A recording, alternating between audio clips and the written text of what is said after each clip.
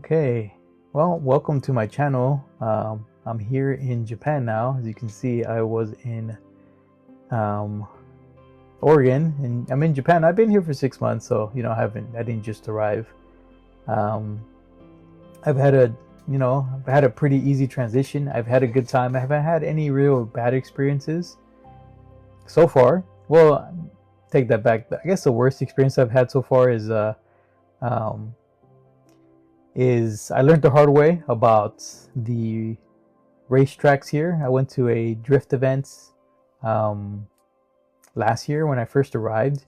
And one thing you gotta keep in mind when you go to kart tracks here is that because of noise and space, they're not gonna be in the city. So you can't just get on a train and show up at a racetrack. Most likely you have to rent a car or take a taxi or find your own ride there. And I didn't really plan for that very well the first time when I went to Fuji Speedway in September for the initial D 30th anniversary. I was excited.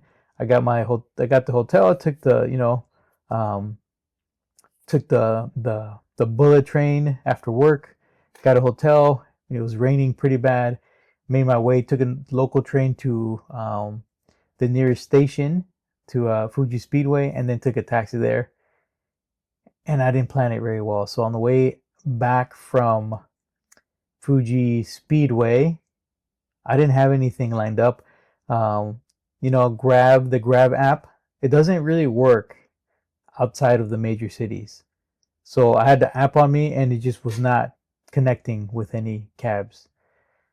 So I learned the hard way that you really need a plan for that. I should have rented a car or coordinated something with the cab driver um, before I spent my time at Fuji Speedway. So I had to walk back to the train station in the rain in the evening after the whole the racetrack day. So I was exhausted. It took about 2.5 hours to get from Fuji Speedway back to the nearest station.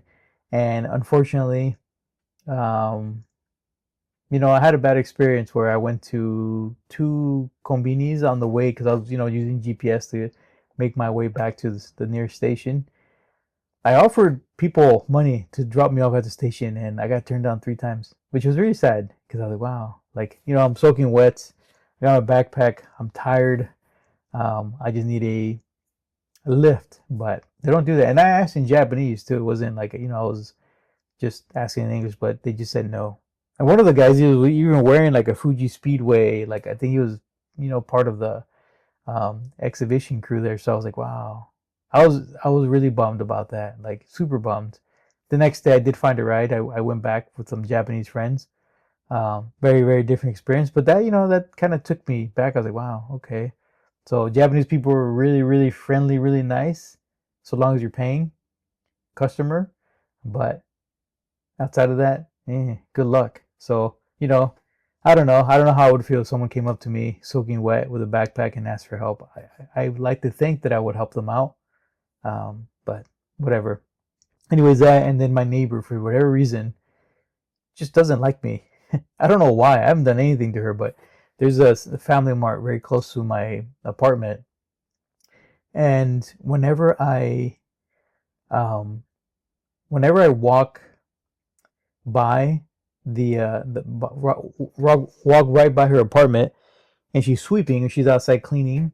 The first time, it's like it was an accident. She was sweeping, and she, threw the trash my direction, and I was like, oh, okay. Didn't think much of it. Then she did it again several days later. I was like, okay, she did that second one on purpose because she saw me.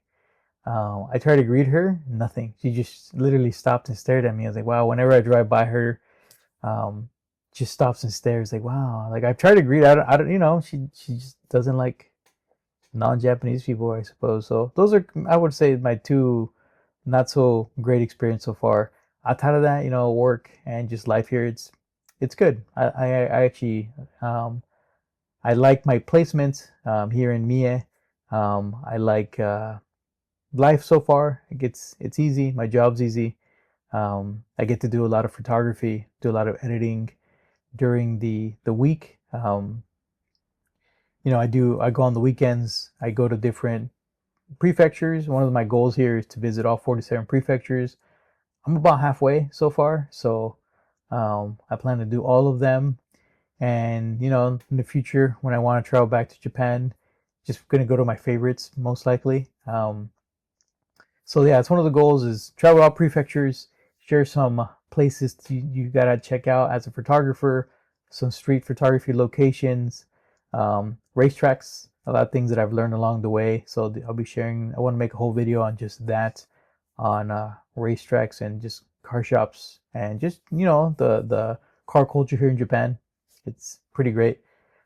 Um, and what else? And budget travel in general. So I'm definitely a budget traveler. I do a lot of capsule hotels. I usually take the night bus.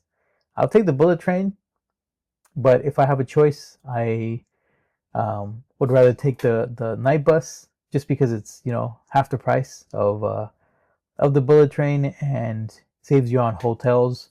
Um, and like when I want to go to Tokyo, for example, I usually take the night bus from Nagoya Station to Tokyo, and it costs me about half the price it would from the Shinkansen. And it leaves at night. You arrive in the morning.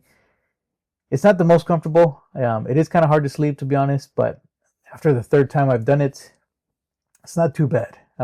Leaves me more money to spend, and maybe get a little bit better hotel instead of spending more on the bullet train and then going on the cheaper for a cheaper hotel.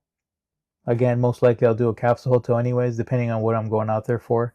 So those are some of the budget tips that I have. I'll share some more as I make more videos, things that I've learned while I've been here. And yeah, it's been a great experience so far.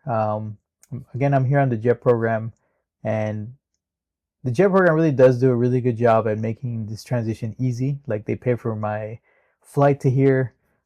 They gave me a fully furnished apartment. My predecessor, sold me her old car, so it's kind of nice to have my own car to go to racetracks or where I want to go to. I'm not too far from Suzuka Circuit. Um, and just overall, the transition here was pretty easy. It's nice. It's my rent's not too high. I'm close to a grocery store.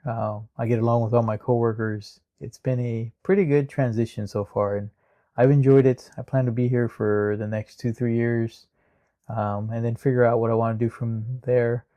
I do miss my cars. Definitely miss my family back at home. I don't want to stay here forever. I do want to, travel here and other places do photography.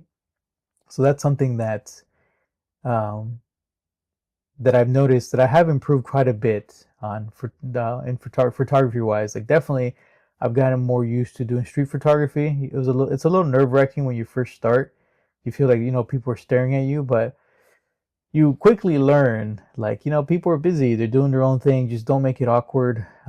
Just don't get completely in their face. I've started with like a long telephoto lens, and then I went down to 55. Now I'm shooting at 35 with a GoPro, so I've gotten a little bit more comfortable, where before, when I first got here, I'm definitely not doing that. It does get easier, and it's fun. Like, you're not gonna make any money from street photography.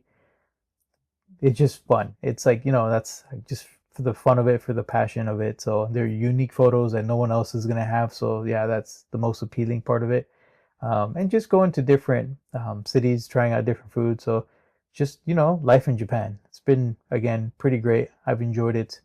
And so yeah, that's what I plan to do with this channel. Again, is to share some travel tips, especially for budget.